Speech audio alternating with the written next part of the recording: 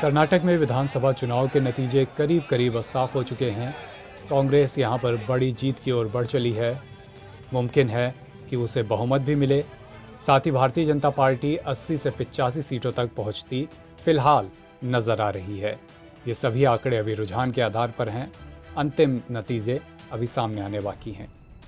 कांग्रेस की इतनी बड़ी जीत क्यों हुई? क्यों उसने भारतीय जनता पार्टी को कर्नाटक से उखाड़ फेंका?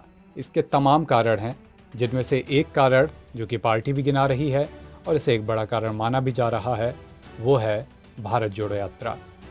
पिछले साल यानी 2022 के आखिरी तिमाही में कांग्रेस ने राहुल गांधी के नेतृत्व में भारत जोड़ो यात्रा की शुरुआत की थी। यात्रा कन्याकुमारी से शुरू हुई, कश्मीर तक गई।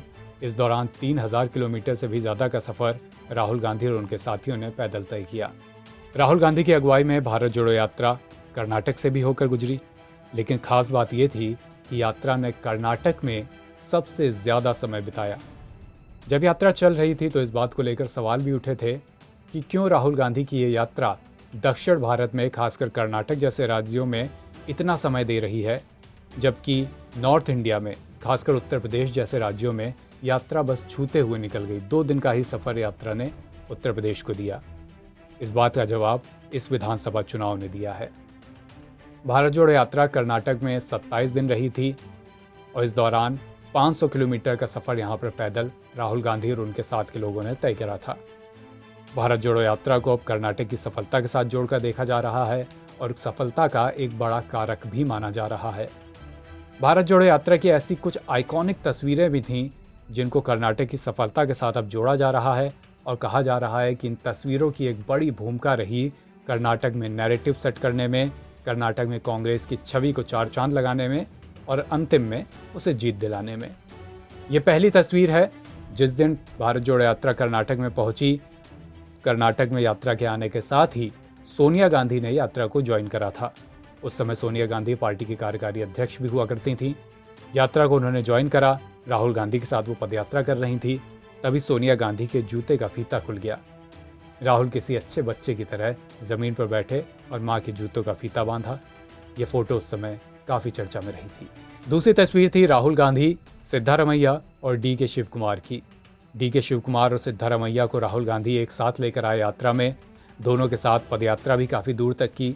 इस दौरान राहुल लगातार दोनों से हल्के मूड में भी बात करते हुए नजर आए और इसी दौरान का वो वीडियो भी चर्चा में आया था जब राहुल ने सिद्धारमैया का हाथ पकड़कर यात्रा में दौड़ भी लगा दी थी। तीसरी और सबसे खास तस्वीर आई थी मैसूर से।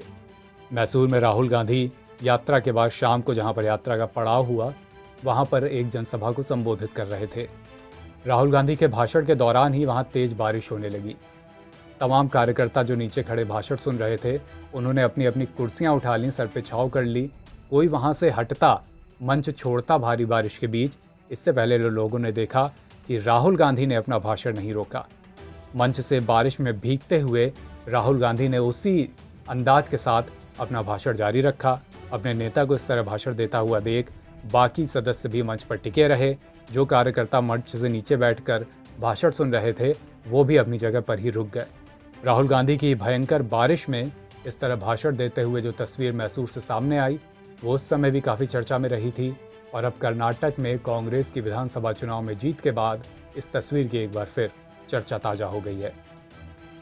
एनबीटी ऑनलाइन की रिपोर्ट।